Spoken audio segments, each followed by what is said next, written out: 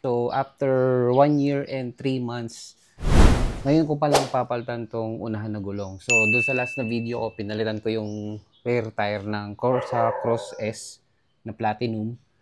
Ngayon naman, hindi ko pa pinalitan kasi yung nagulong ko ng Corsa. Pero meron na ako kasi noon, bumili na ako. Yun kasi binili ko sa Inside Racing last March. Tapos, yung harapan, ito, Corsa Cross S na 110 by 80, size 14. Ayan. So ito hindi ko muna kinabit kasi sabi ko mas ano pa naman, makapal pa naman. And since nag-uulan nga, ayan, napakadumi, napakaputik. Nag-uulan, ngayon lang siya lumambot. So parang ewan ko, siguro baka natusok to. Kasi yung isa, ganun din, na flat din ako nung nag-uulan. So ayan, paggising ko ngayong umaga, eto na siya, malambot. So hindi ko na siya papavulcanize. Papalitan ko na siya ng bagong Corsa Cross S. So, ganun din ang gagawin ko. Tatanggalin ko na lang din. Ako na lang dadalhin ko na lang. Hindi ko running flat to. Baka na-running flat ko na to kagabi, yung inuwi ko. So, ngayon, ang gagawin ko, tatanggalin ko na lang. Dadalhin ko dun sa vulcanizing. Dala yung aking Mio. And, ayun, papahanginan ulit natin. Nitrogen ulit yung ipapalagay natin na hangin. Kasi, sa experience ko, solid yung nitrogen na hangin compare dun sa normal na tire pressure galing sa compressor. So, ayan. Let's go. Baklasin ko na muna tong axle at saka tong caliper. Ayan. Let's go. So, meron ako ditong 46 pieces na tool set. Ang gagamitin natin dito sa hang bolts. Pinalitan ko na to ng hang bolts ha. So, yung mga bolts natin, yan, naka white gold na yan. Ang size nito ay 12mm. Tanggalin muna natin.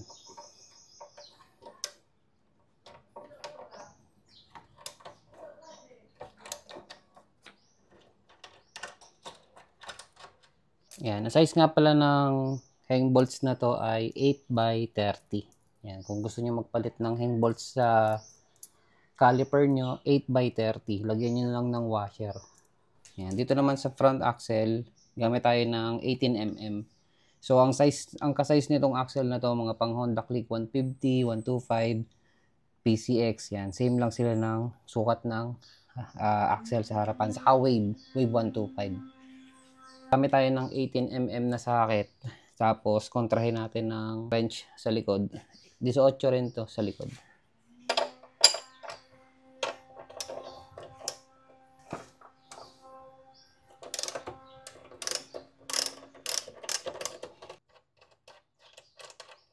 Yan. Meron nga pala siyang allen sa harapan.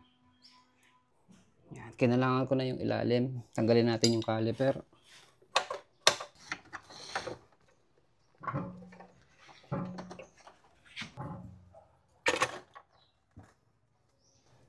Ito na yung axle niya. Stainless yan. Huwag niyo kalimutan yung mga spacer. Yan. Tanggalin mo natin mga spacer. Pati sa likod. Yan. Kahit magpalit yan, okay lang. Dali na natin to sa vulcanizing. Dumi oh. Tara, dali na natin to sa vulcanizing.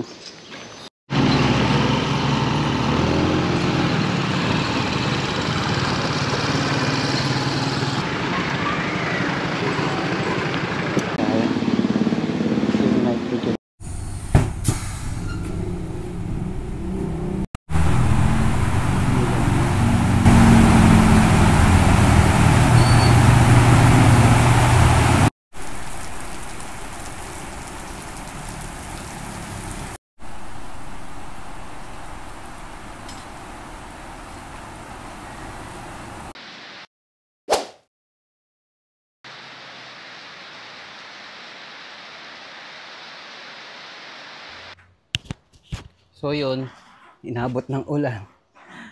At ito na, nahanginan natin. Naka-nitrogen na siya. Ready na natin ikabit. So to-torque natin, gagamit tayo ng torque wrench para may tamang higpit yung kanyang front axle at saka yung caliper. Let's go! Tayo natin yung spacer sa harap, saka sa likod. Ingat lang sa pagbuhat na. Yan. Tapos lagay natin.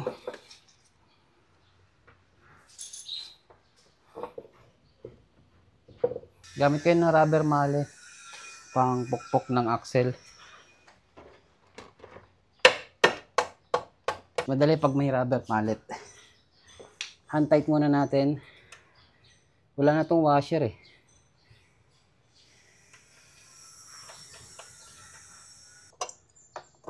Balik muna natin.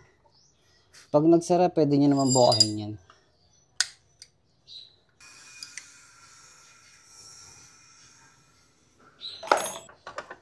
Hand tight lang din natin muna.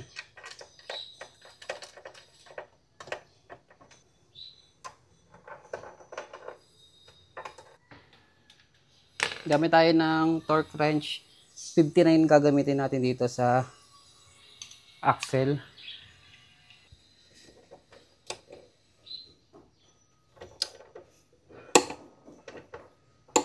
Okay. Dito naman sa caliper, 28 Newton meter. Okay.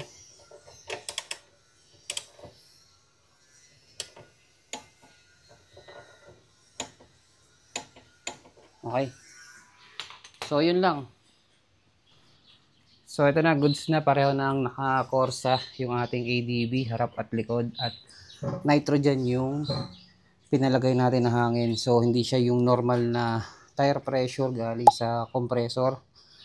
And ang pagkakaiba nito, nabanggit ko dun sa unang video na mas maganda yung nitrogen kasi yung stability at saka longevity ng gulong ay ma-achieve mo kapag ka naka-nitrogen. Based sa experience ko dun sa rear tire, ano siya, parang pag sa Corsa, lalo kapag ngayong maulan, lapat na lapat yung gulong niya tapos kapit na kapit, makapit siya sa kalsada kahit basa yung kalsada. So, ganun din yung ina-expect ko dito. So, ito meron pa siyang mga pagbabago. Kailangan nyo pa siyang i-break in para matanggal yung pinaka-coating niya. May coating pa yan sa ibabaw. Takbo nyo lang ng ilang kilometro para mawala. Ayan. May coating pa yan. Then, all goods na yan. May sticker pa. Tanggalin natin. So, ayan. Corsa Tire Cross S Platinum. Lagay ko na lang yung link dyan sa description kung gusto nyo rin ng ganitong klase ng gulong. Ang ganda ng design niya. Ayan na. Inabot nga pala ng 12,000 yung aking stock na Federal tire sa unahan. Yung uli ay 9,700 lang. Almost 10K. So, yun lang.